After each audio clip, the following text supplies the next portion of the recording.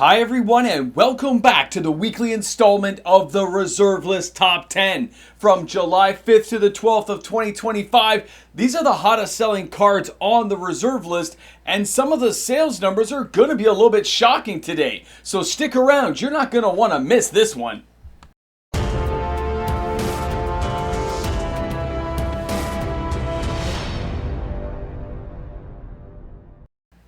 Hi everyone and welcome back. MTG Moxman here. I'm the host for the Reserve List Top 10. You can't shake me, you can't get rid of me, because the Reserve List, well, just like me, it's not going anywhere. Now, if you're shopping for any of these awesome cards you find in the video today, don't forget to use my TCG Player affiliate link. It's in the description of the video.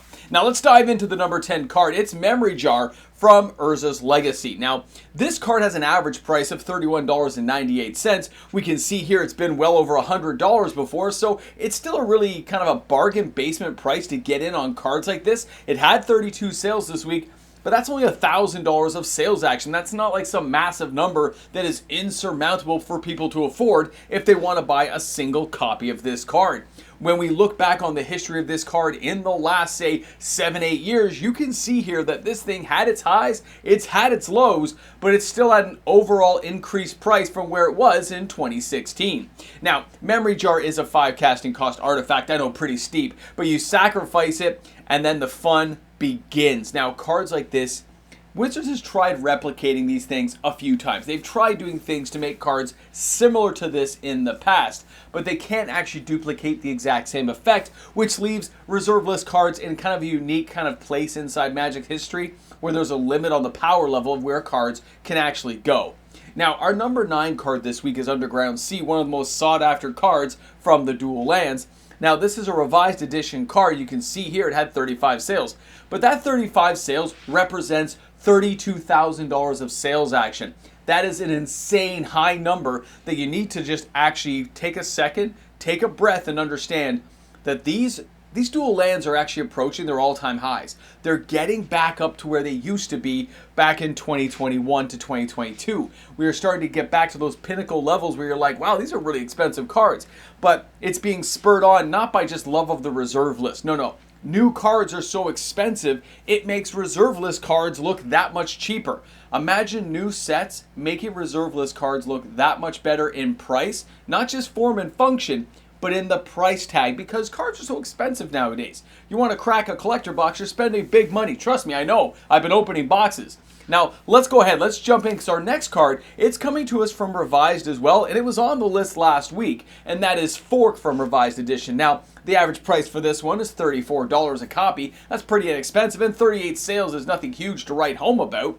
But again, 2 weeks in a row with this card being bought up and copies being snagged. Now, the interesting thing for this card is this is just the actual copies from Revised, but there was actually 20 copies from Unlimited that sold in the same week. So those were play sets, and I know the one person who bought 4 reached out to me, so it's kind of cool to see that there's still a love of some of these more nostalgic cards. And don't forget that Unlimited cards, they have a really bold color, and they really kind of, the text on them really kind of pops out. I'm not saying anything against Revised Edition cards. They are beautiful. Amy Weber did great art on these. And you know what? We don't get tired of seeing these things. It is amazing. And if you're not tired of looking at these things, just keep watching this video, because we're not done yet. We're jumping right into another revised card that used to be a really expensive card that now is super cheap and very affordable and sees a lot of Commander play. And that is Brain Geyser from Revised Edition. Now, if you look back even about a year ago, these cards can be found for like $8, $9. Heavily played copies you can still get there. But near mint's going to run you like 18 to 20 bucks, 41 sales, or $763.83. When we look and see where Brain Geyser has been, and that's when it reached almost $100 a copy, and the fact in 2024, this thing was around, what, $8, $9, and it's made a bit of a comeback because of Commander play and new cards that have been printed. Now, Brain Geyser as a card being this inexpensive, it's bound to see sales every once in a while, especially when players decide to buy 4 copies, which is the case of today's video. Multiple sets of 4 copies leaving the market. Now, having 2 blue plus X and forcing a player to draw cards is a truly crazy thing. So a lot of players recognize the greatness of some old cards like this, and they're not afraid to spend $5 to $10 to get a copy of it. Now, for our next card this week, though, we're going a little bit different. We're going back to Copy Artifact. Again, another revised card. Now, these are $75. They've had a lot more price variance in the last 2 years, and that's because of consistent new enchantments and artifacts coming into the market space, making these things more valuable. Okay, it's an easy kind of planescape to look at and say that is why this is happening. Now, when you look at the overall card, yeah, it's been as high as around $175, and here in early 2025, we had this thing around 150 bucks, right? What, late 2024 to early 2025? Either way, Copy Artifact is such an easy casting cost. One blue, one other, and being able to copy any artifact in play. And there's a lot of artifacts that players would like to copy. Yeah, you can use things like Mirror Maid, but that's going to cost you 3. It's still a great card, but it costs you 3. When one more mana saved is one more mana closer to you winning the game. Copy Artifact has got everything going for it, no real drawbacks, and because of that, it's going to consistently see sales when players see the price is at the right market space. Now, let's go to Lake of the Dead. Lake of the Dead from Alliances is all because of the Eldrazi being printed and the craziness we've been seeing in, of course, Edge of Eternities. Now, 53 sales this week. That's $3,700 of sales action, but this thing's still a far cry from where it was a few years ago. Now, right now, of course, an average price of $90 can still seem really expensive, but in 2021 to 2022, we had up to 350 bucks. Graded copies could go up to 500, not that any were selling. The iconic artwork on this card can never be just understated how amazing this card is to look at in person. And if you can afford it, I do recommend going for a near mint copy. Cards like this, I believe, have a long-term longevity and investability for players enjoying the game that you really can't pass up on this kind of card as long as you can afford it. I mean, 90 bucks isn't a pittance, but compared to new prices on new cards, makes this one actually pretty affordable like we discussed earlier in the video. Now let's go on, let's take a look at our next card because these cards are showing up regularly now. This is Replenishes Destiny, average price $134. Yes, this thing has gone to its near highs again. 59 sales this week or $7,900 of sales action. Now, the funny thing about this card is the collector edition one, the price is still really high. Not collector edition, sorry, the World Championship edition. It's really high in price as well. It's not seeing a ton of sales like I thought it might when I took a cursory glance at it. But this card, people keep going for anything they can get their hands on. Near mint, light played, moderate, heavily played copies are all leaving the market. And that's just because of how valuable this card is. It's value in the sense of returning all enchantment cards from your graveyard to play. And that means if you've wiped out whole things or people have just burned them out or you've just utilized saga cards, bringing them all back at the same time and overwhelming an opponent or opponents, depending on how many players are in your commander pod, it's just incredible. A card like this coming around again, it could easily reach 500 bucks in the next few years. A crazy card to add to your collection. Now for our next card we're diving in, it is Shallow Grave from Mirage. This also has been on the list the last little while, but this one's seen a bit of a price reduction, okay? We've seen heavily played copies come into the market. We've seen people make them more affordable because of how much of a new supply has entered, and that means you can get your hands. Now 68 sales, 4,500 bucks is not cheap, but $67 overall as a market price for a card like this seems pretty reasonable, but it is of course coming off of an all-time high. So when I looked at the market and I looked at where the cards and sales were going, yeah, there's a lot of sales right now, but that's because people believe in the future this is going to get higher, and we see some speculators getting in on this card. And because of that, this card will probably drive right back down to around the $55 mark somewhere in the next 6 months, so you can pay attention to that if you're looking for it. If you want to wait longer and see if it'll drop further, my market research says this thing's probably not going below 52 something. So, and that's for a near mint copy. Heavily played, you can save 30 to 40% depending on how badly the copy's been played and how beat up it is. But either way, it's a valuable card. Getting a good quality copy is going to be worth it in the long run if you're playing with these colors. Now, for our next card, we're going over and taking a look at Rainbow Veil Fallen Empires. Now, this one should not be here. I'm not quite sure what's going on. It takes the number 2 spot. It had 86 sales. That's a tremendous amount of copies leaving for a Fallen Empires card. Now, $429.14 is not a massive amount of money in terms of, the overall, the impact on the market, considering how many copies are out there. But this card has reached around the $17 mark. It's still relatively cheap, comparatively speaking, to other cards of its type.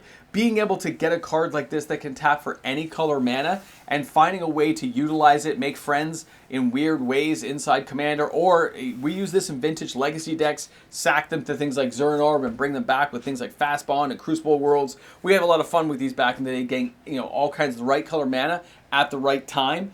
For that reason, this card will always have some playability because mana fixing is just so important, and it doesn't really have a massive drawback when you can find a way to deal with it by destroying it, unsummoning it, or doing other crazy things. Either way, an amazing card, awesome artwork, and I think we're going to keep seeing sales on this one. But it's not the number one card. Let's go ahead and take a look at number one. This is Edge of Eternities, written all over it. This is Sliver Queen. We are starting to finally see the market movement and the supply-demand crunch on this card that has things going our way. 136 sales is $33,374. Why is the price so high? What has gone on? This card's up to $222.34. 5-6 days ago, we saw copies for $170 to $180.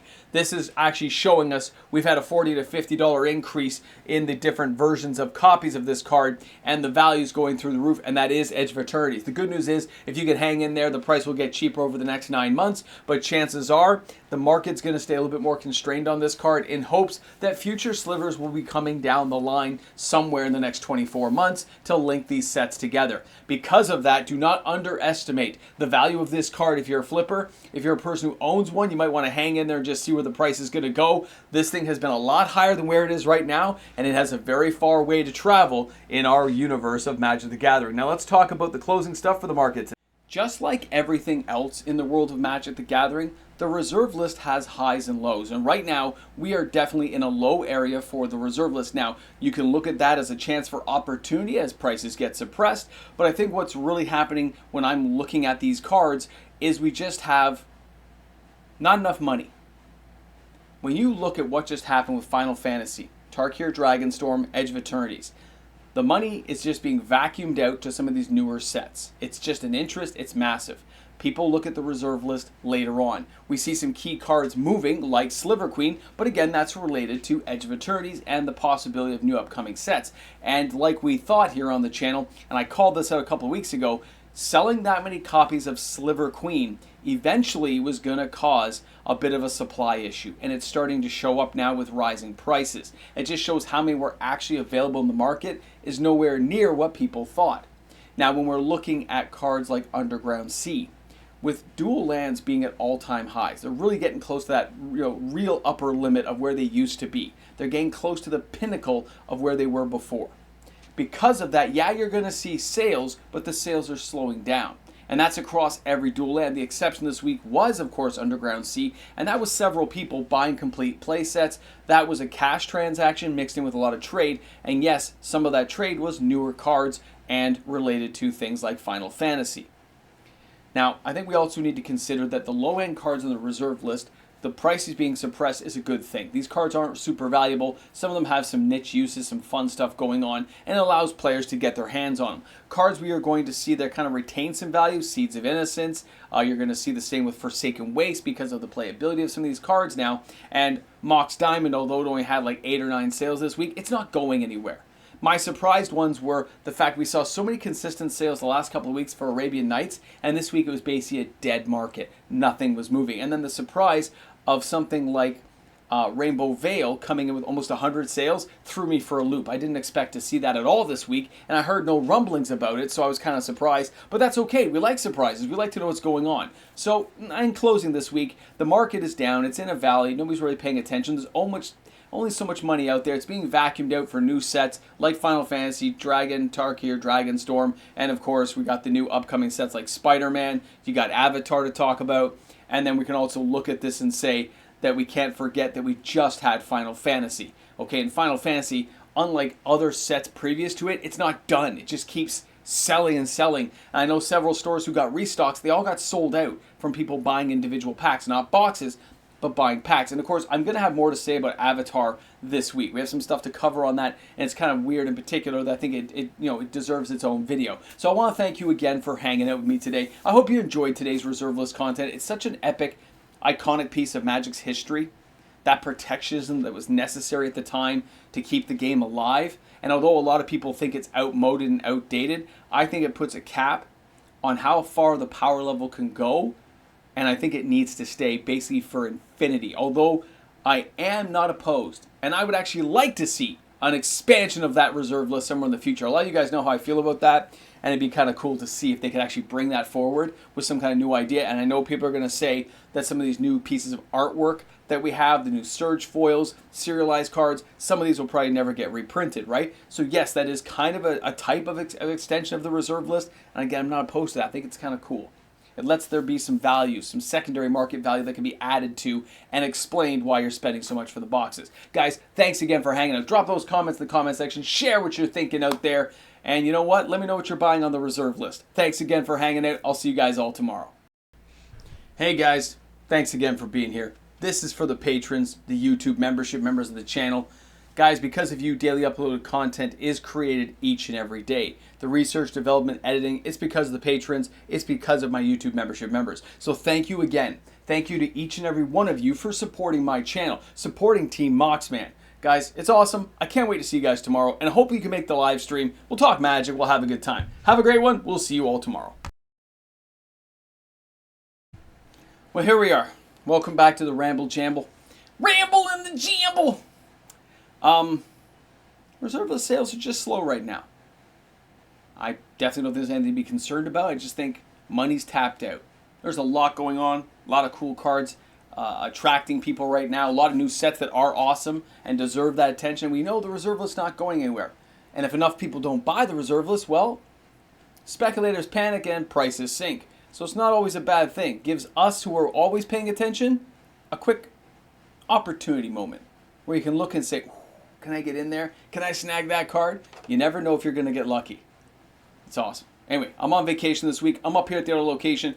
Expect a lot of green screen stuff. Oh, look, I'm banging. You banging. See, look. I'll lean back. I moved the whole green screen out of the way. You can see the back wall. That's okay. You know what? This is the Ramble Jam. We don't edit things here. We just live through. I live in the moment. Guys, have a great one.